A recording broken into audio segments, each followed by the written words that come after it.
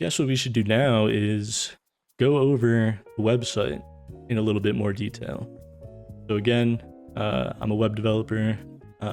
Launched this about a month ago. Don't have a ton of people using it yet. Have a handful of features done or close enough to done that I was able to launch it. Ton of new things I want to add in the future. But for now, let's take a look at what exists currently. So this is the homepage. I'm logged in, so it might look a little bit different if you're just hitting it brand new. If you do want to create an account, you just log in with your Google account. And so what I'm seeseeing on the left-hand side here are some of my fantasy film leagues that I'm a part of. On the right-hand side, we've got the Academy Awards 2025 Pick'em available that I can make picks on. And then just a couple of basic polls for some of the most recent releases and whether or not you'd give it a thumbs up or a thumbs down. You can see that I definitely preferred Companion and Presence over Flight Risk. That one, not so great. And again, all the links to different socials, and then there's a contact form here as well. If you wanted to reach out to me directly, this is one of the ways you could do that. I guess let's go with our flagship feature here, Fantasy Film. That's kind of the initial seed of the idea. I wanted to create a Fantasy Film League website, and then I just wanted to add more and more things to the website, which is why it's kind of all under the Big Movie Boys umbrella, a domain name that I just had already from the podcast. So why buy a new domain when you got one already? So if we go to the Fantasy Film page, we can see, again, the leagues I'm in, the active sessions. You can think of a session as like a season if you're familiar with fantasy football. Obviously, it runs alongside the NFL season. Films obviously don't have a season. Most commonly, I would expect people to set their session over the span of like a calendar year, like this one is set up here, but you have the freedom to kind of do whatever you want. If you just want to do a summer blockbuster league that runs from beginning of April to end of August or something like that, it's pretty flexible. So if I click into one of my sessions here, this is just a quick tutorial that I did with my friends Ben and Bob. And we go into our session here, and we can see all three of us have studios. So instead of managing a league, you manage a studio. And instead of drafting players, you draft films onto your roster or into your studio slots. So we can see Ben here. This is his studio. He's leading right now with 67 points. We got Bob's studio in second with 42 points. And then we've got my studio in last place with 0 points. But as you can see, Ben and Bob each have had one film released.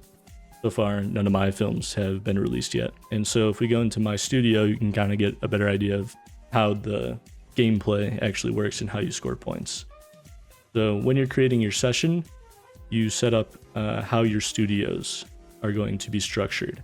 And so you've got a couple different options for your slots, and the number of slots you have is customizable as well. But for this session, each studio has 6 slots, and the way that they're set up is one slot is scored by total box office. We've got 2 slots that are scored by opening weekend box office, 2 slots that are scored by TMDB rating, and one that is a reverse TMDB rating. And if there's a couple different places where you can find this little pop-up that tells you how these points are scored, how these different slots work. But the basic idea is if it's in the opening weekend box office slot, you get points based on its opening weekend. The way it's calculated is how much money it earned in its opening weekend divided by $1 million, and that's how many points you get.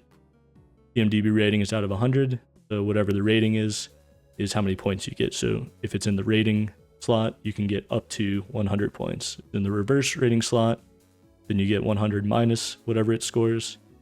So again, you could technically, I guess, get 100 points if something somehow scored a 0%, but that's pretty unlikely. So we conducted a draft. If you've ever done an online fantasy football draft, it's going to look very similar. And these are the films I ended up with. You can see I have one empty slot that I can fill later on. But basically, however Superman does in its opening weekend box office, I'll score points for that. Let's take a look at Bob's studio. He's got one film that's been released already. You can see it's locked into its place because it's been released, and it's earned him 42 points, and that's because it got a rating of 58, which means its reverse rating score is a 42. So that contributes 42 points to his studio score. And obviously at the end of the session, which we have set for the end of the year, whoever's studio has the most points wins. Fairly simple. If I go to the films tab here, we can see all of the films that are available, meaning films that release sometime between today and the end of the session, which is the end of the year.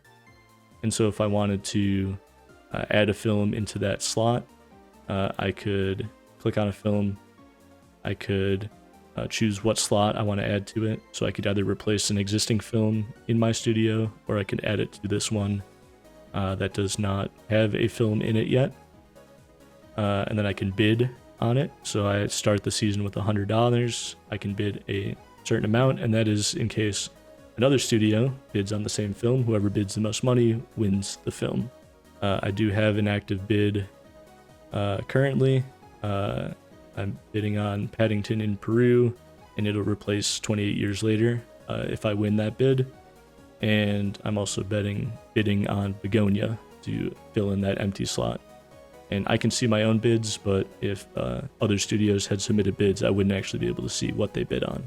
Yeah, you can see recent activity of when people are adding films, dropping films, swapping slots. If you drafted something into your opening weekend slot, but you think, actually, I might get more points if I put it into the IMDb score slot, you can move films around like that.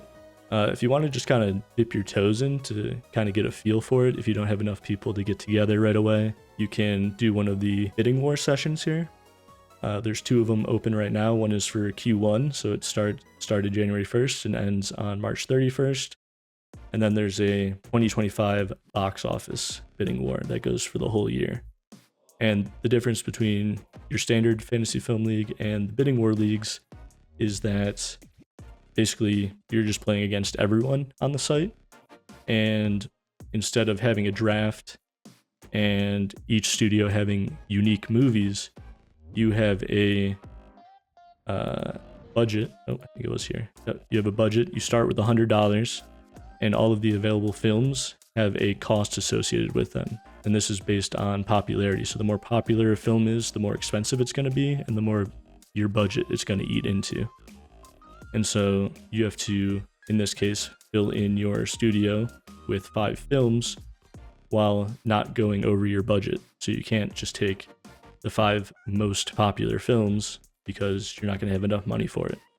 So you're going to have to dig a little bit deeper and try to get some sleeper picks that are either going to do well financially or do well critically.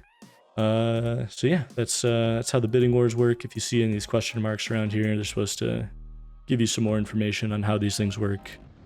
Not sure how intuitive it is, but hopefully there's enough hints around to kind of get you an idea. Again, if you have done fantasy football in the past, I think some things should make some sense. Now we can go to daily games. Again, it's a little bit misleading with the pluralized games. Right now it is just one single game, and that game is, I've called it Overlap.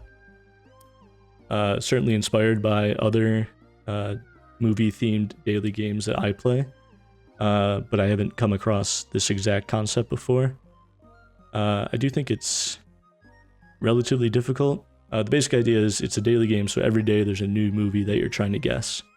And to start, you have no information to work with. You just got to guess something kind of random. You can be a little bit strategic with your first guess.